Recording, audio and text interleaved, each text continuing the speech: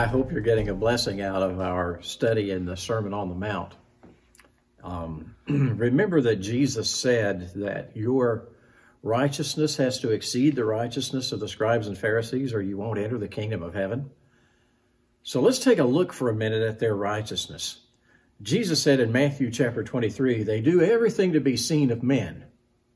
And when he castigated them for their behavior, he said, you clean the outside of the cup, but then you don't wash the inside of it.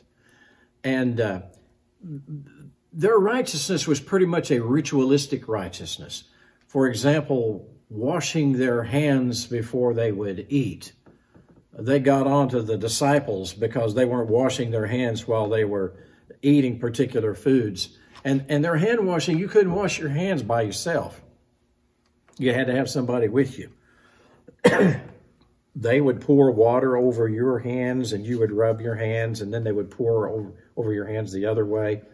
And then you'd rub your hands and drip your fingers, and then you would do that to them. You would have this big pitcher of water to do that. So everything was external and ceremonial.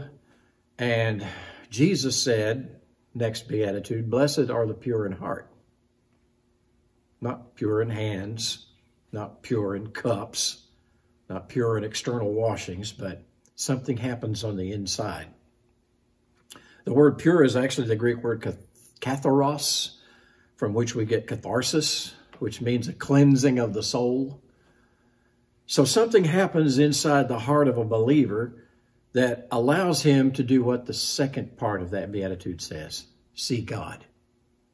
In other words, the scribes and Pharisees were not going to experience God. They were not going to see God except at the judgment. But a true believer in Jesus Christ has had his heart touched, his heart purified. Whenever Gentiles started getting saved, the church, which was initially Jewish, the leadership got together in Acts chapter 15 and they said, what do we tell these Gentiles that are becoming Christians? And James made a statement in chapter 15 of Acts, verse 9. He said, God made no distinction between us and them, cleansing their heart by faith. Something happened inside their heart. So if you've been born again and you're a new creation, there's something inside of you that's different than the way things were before. The Apostle Paul, in describing himself in Romans chapter 7, said, I delight after the law of God in the inward man. But then he said, however, I find that there's another law in my members that keeps trying to take me captive. But deep down inside, I want to be pleasing to God. I want to know God. I don't want to grieve God. There's a purifying of the heart. So may I give you a little bit of a warning here?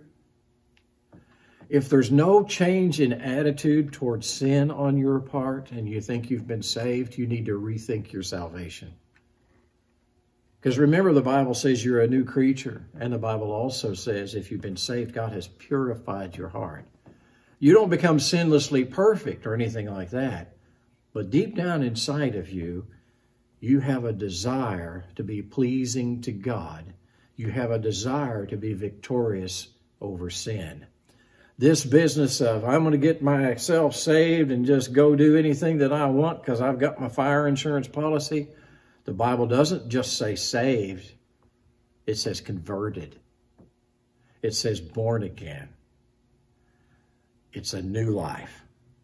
And that new life has a new attitude towards sin because there's a heart that's been purified. God bless you. I'm done.